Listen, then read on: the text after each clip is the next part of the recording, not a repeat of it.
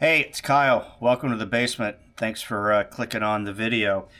There was a post on the Hiker Trailer's owner Learn, Share, and Connect on Facebook that Renee put and asked a bunch of questions and wanted to read it to you. Which is better to install for a power station, a 12 volt or an Anderson port plug, an Anderson power pole? I am not sure which power station I will eventually purchase. Are these both type of plug standard for most of the big name brands of power stations like Jackery, EcoFlow, Bluetti, Goal Zero? I'm going to answer this question in a minute, but there was a ton of discussion about Anderson Power Pole and XT 30, 60, 90 connectors. And I just wanted to give my opinions on which one I thought was better. I am partial to Anderson Power Poles, and I'll tell you why in this video. But there are some pros and cons between each one, and I'm going to try and designate, my thoughts on how they are different. So I've got all of my power poles here and all of the things that go along with it. This is a case from Harbor Freight, and I keep a lot of this stuff in my trailer for repairing stuff on the road if I need it. So let's talk about size. So I've got some Anderson power poles here, and then I also have some XT60 connectors.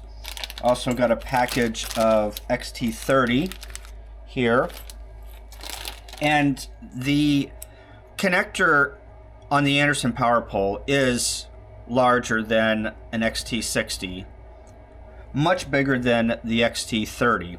So the XT30, 60, and 90 correspond with the amount of amps that they are rated at. Now, would I ever put 60 amps through this thing? Probably not. But I have put amperage that these things are rated for, the Anderson power pole. They come in 15, 30, and 45 before you need to step up to something that is a little bit bigger, like this guy, which is a 50 amp. The XT60 does win in size because it is smaller, and whenever you mate two of the Anderson power poles together, obviously that is going to be a lot less than an XT30 or an XT60. I think it's probably even shorter than an XT90. XT connectors win in size. The other thing that I like about Anderson power poles is they come in different colors. Obviously this is red and black for positive and negative, but you can get Anderson power poles in yellow, you can get them in green, you can get them in orange. Here's an orange and black, and let's see what else, blue. You can get them in blue.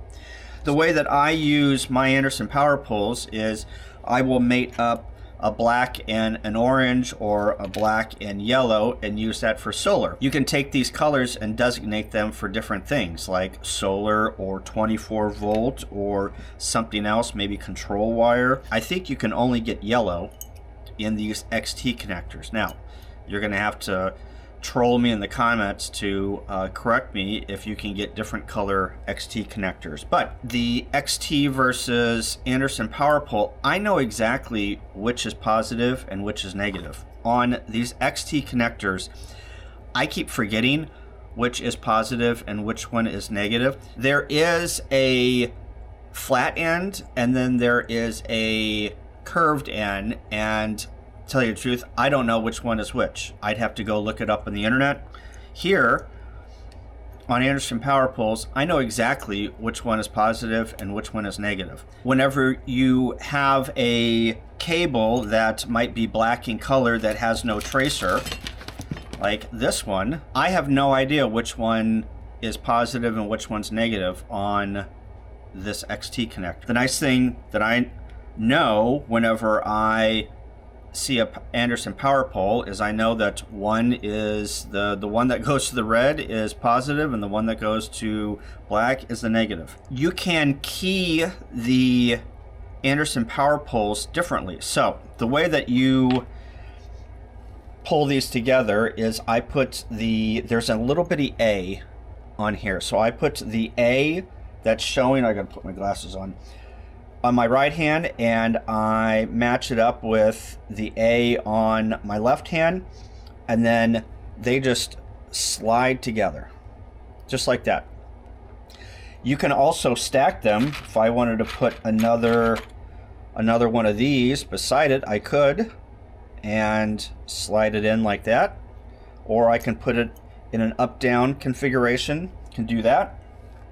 Also, you can put these in a up-down configuration. So let's put the A on top here, and then the A on bottom, and then let's slide that together. Let me see if I can do this. So here, this is in an up-down configuration. So there are different ways that you can connect your Anderson Powerpoles together to maybe designate it as a different type of connector. Like, you know, if you use a blue or a yellow and you make an up-down configuration, maybe that is for all of your solar stuff, or maybe that is 24 volt. So that is an option. On the XT connectors, you can't do that. It's keyed one way. You could probably do a reverse polarity, but then you're non-standard, and then you get into other issues. Also, I have noticed that all of my XT connectors are solder. They're not crimp. What does that mean? That means that if I'm out in the field, I need to have a solder station to repair one of these. Now, that might be a pro and a con, because in the Anderson Powerpole world, you need a crimper. All of the connectors are crimp connectors. Now, you can solder the connector for an Anderson Powerpole, but they are all crimp on connectors. So the way that Anderson Powerpole work versus XT is, this is the connector end, and then this is the solder end. So you gotta basically put a dab of solder in there and then connect your wires, and then it's got some strain relief. On an Anderson Powerpole, you have these inserts. So this is the 15 amp, this is the 30 amp, and this is the 45 amp. They all can be crimped on with this crimper, and I've got a couple of these, and they all go into this housing. This housing is universal for 15, 30, and 45 amp. So on the 45 amp, you could use up to, I believe, 8 gauge wire and 10 gauge wire. On the 30 amp, you can use 12 and 14 gauge wire. And then on the 15 amp, you can use 16 and 18 and smaller gauge wire. The majority of the ones that I use is the 30 amp for 12 and 14 in my RV. I also use the 45 amp, and it's got a larger spacing. Not sure if you can see that, but it's got a larger spacing in there to put larger wire. So that's how the Anderson Powerpole connectors work for different size wire. So this is an XT60, like I said, and then if you want to use 10 or 8 gauge wire, you got to step up to, I believe, the XT90 connector. I'm sure somebody will let me know in the comments if that's not correct, but I think this is for 12 and 14 gauge wire on the XT60 connector. There are some other features on the Anderson Powerpoles that I'd like to talk about. The first is you can get these roll pins, and there is a very small hole between those two connectors. And what you can do is take this roll pin and stick it in between here, and I'm going to try and do this and just kind of place it in there. If it will go. Do I have everything lined up? Sometimes it's stubborn. So you can put this roll pin in to make sure that these connectors do not come apart, which is a security feature. Also, there are these mating pins So what you can do is take two connectors. Let's take two connectors here. So I've got my two Anderson Powerpole connectors, and they snap together, and they've got a lot of force that you need to pull apart these connectors. But to make sure that these connectors are never coming apart, you can take those holes and you can put this security pin in it to make sure that these connectors never come apart. So I have all of these on all of my connectors in my trailer to make sure that they never come apart. Now, on the XT connectors, I don't think that is possible. I don't think that there is a security feature to make sure that these things come apart. Now, you need a lot of force to connect these connectors and to pull them apart, but in a rattling RV, anything's game. I just like the added feature that I can put a mechanical connection in there and make sure that these connectors are not going to come apart. Also, on Anderson Powerpoles, you want to make sure that you get authentic Anderson Powerpoles. There are counterfeits out there, especially on Amazon. I buy all of my Powerpoles through PowerWorks or DX Engineering, or a place that has actual Powerpoles. No Chinese brand, nothing like that. The problem is sometimes the specifications are off on Anderson Powerpoles and they don't mate up with authentic Powerpoles. So you want to make sure that you get authentic Powerpoles if you're going to go the Anderson route. I think that is about it on XT connectors versus Anderson Powerpole. Hopefully you learned something. Leave a comment below on your preference on what you think about the different connectors and which ones that you like. Let me answer Renee's question here. Are both types of connectors, 12 volt and Anderson Anderson Powerpole, standard for most of the big name brands like Power Station, Jackery, EcoFlow, Blue Eddy? There is no standard. What you'll need to do is you'll need to get an adapter to get to whatever connector you need. So these connectors, I wish that all of the manufacturers never use these. These things are horrible. They're only good for 10 amps. They work themselves out of the connector and they're horrible. I hate them.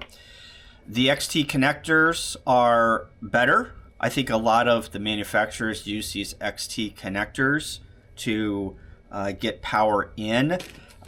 Most of the power out has been this connector, which again I hate. I've only seen a couple of manufacturers that use Anderson Powerpoles. I think Jackery is one of them, but I don't know why they don't all use them. I don't know if it is a proprietary thing or a licensing thing, don't know. But my Blue Eddy, which I'm gonna go get, my EB55, the input has an XT60 connector.